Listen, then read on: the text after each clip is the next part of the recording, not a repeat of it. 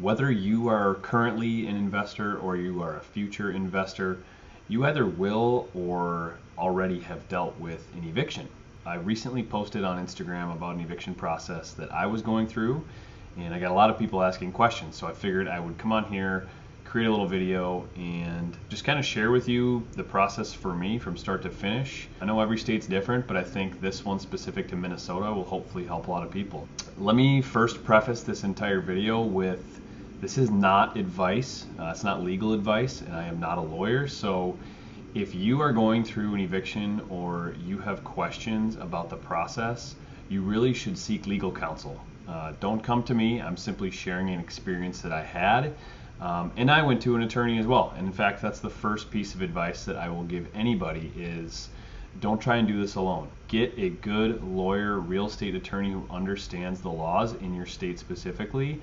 And in my case, I chose an attorney who also drafted my lease agreement and is familiar with my building. So she already knows kind of what she's getting into. So just some things to keep in mind as a landlord, but especially if you have problematic tenants, is you definitely want to do a really good job at keeping records. So keeping lease agreements, the original copies is crucial. Keep all that stuff in a folder that's easily accessible. Any text messages with the tenant that you might have, make sure you're screenshotting those and saving those. Any emails, the same. You just want to make sure that if there's anything in question, you have documentation for it, because if you get the wrong person, it's going to come down to he said, she said, and if you have the facts, you're always going to win. So make sure you're doing a really good job at keeping all of your stuff and keeping clean files. Another thing with housekeeping stuff is making sure you have good witnesses and you have all their contacts. In the case that I'm going to share with you, I had somebody who has a dog on property and they're not allowed to have a dog. So in that case, I had to call on my cleaner, my property manager, and some other people who have clearly seen a dog going in and out of the unit. And I had to provide that information to my attorney in the event that we needed them to attend any sorts of hearings or trials. Okay, so to give you a kind of a big overlook at my scenario, we have very strict rules that we do not allow any dogs unless it's a service animal. You can't reject any sort of service animal. So if it's a therapy dog or anything like that, any sort of registered therapy dog, you have to accept that as a tenant to your property. In this case, it was not registered as a service animal. I actually gave him a 30-day notice, which he completely ignored. So then I got my attorney to serve the eviction summons, which was delivered on June 16th.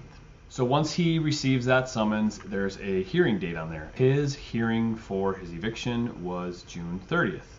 And on that call, or on that hearing, I suppose, I'm sure I'm butchering so much legal garb.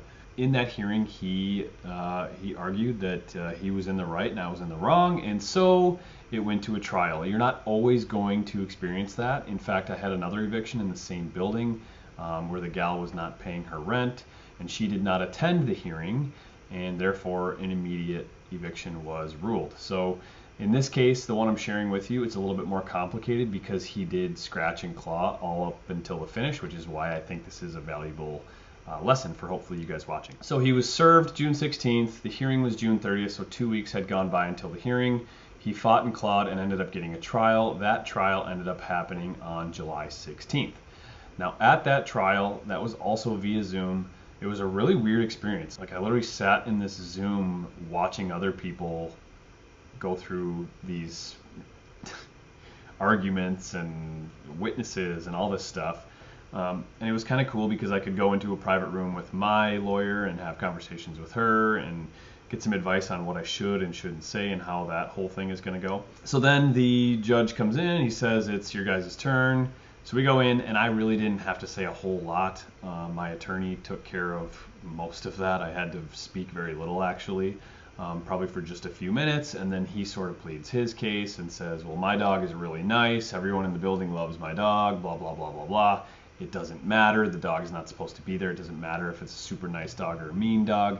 You broke the rules of the lease. By the way, I love dogs, so I'm not against dogs, but you can't have dogs in my building because I have 7 tenants, and if everybody had a dog, it'd be a disaster. Trial was on a Friday, and the judge was clearly frustrated with maybe some other things going on, and they were really backed up. So he was probably just tired, but he had mentioned that we would not have a ruling until probably Monday. On Monday, July, I think it was the 18th, maybe the 19th, we got note that the judge ruled in our favor and that the tenant had until July 28th. So why he gave him that gap, I don't know, but he gave him basically 10 days to figure all of his stuff out. And if he wanted, he granted him the opportunity to bring me a registered service certificate for his dog. And if I wanted to honor that, I could, but I didn't need to, which I thought was pretty cool, and that's also fair. He never brought me the registration, so it didn't matter. Okay, so the 28th of July comes, and of course I've got my property manager has eyes on the building. He has not started moving out. So then this gets even more fun. So then I talk to my attorney. I say, okay, he's clearly has no desire to leave.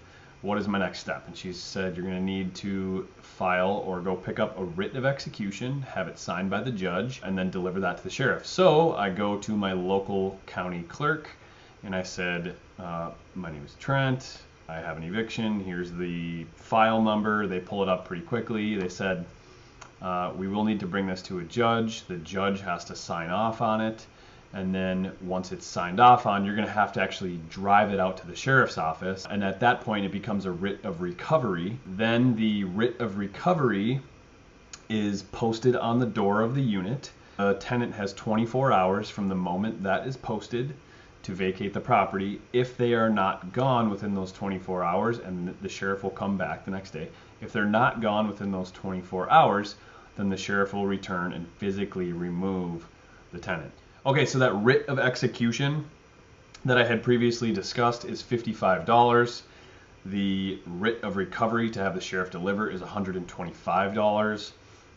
And keep in mind, you guys, they don't work weekends. So I brought the writ of recovery on a Friday. They thought that they were going to be able to do it by Monday afternoon. Well, I talked to the sheriff on Monday. They hadn't done it yet. And they were able to deliver the writ of recovery on the following Tuesday, which was, I think, August 2nd. And finally, he packed his stuff and left at the last minute on August 3rd. So from June 16th to August 3rd was pretty much the grand timeline. All in expenses after you include the writ of recovery fees, the writ of execution fees, and my attorney fees. You're probably like $3,500 total.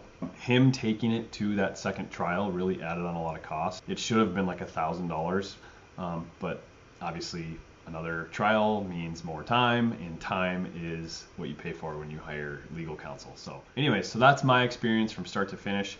I hope this video helps you understand the eviction process here in the state of Minnesota. And like I said, this is not legal advice. I'm simply just explaining to you how the process works, or how it worked for me, so that you know what to expect and you can do it correctly. Some things to keep in mind: the 28 days that you have to keep previous tenants' belongings in storage actually still applies even if they've been evicted, and even if they had to be removed physically by the sheriff. I could understand maybe you have to keep it if like you evict them and they leave instantly the next day, because that's really short time to put things together. But in this case, this guy had like 2 weeks. So anyways, really good learning opportunity there. The 28-day storage on site and making it accessible to that person when they request is required in the state of Minnesota. If you guys have any other questions about the eviction process, or just something that you want to know or see another video on, comment below. I'd love to start conversation and hear what your experiences were with the eviction process here in the state of Minnesota. And if you're passionate about investing and learning all the intricacies that go along with it, make sure you follow our channel. We love providing value by these videos. Talk to you guys soon, and thanks again.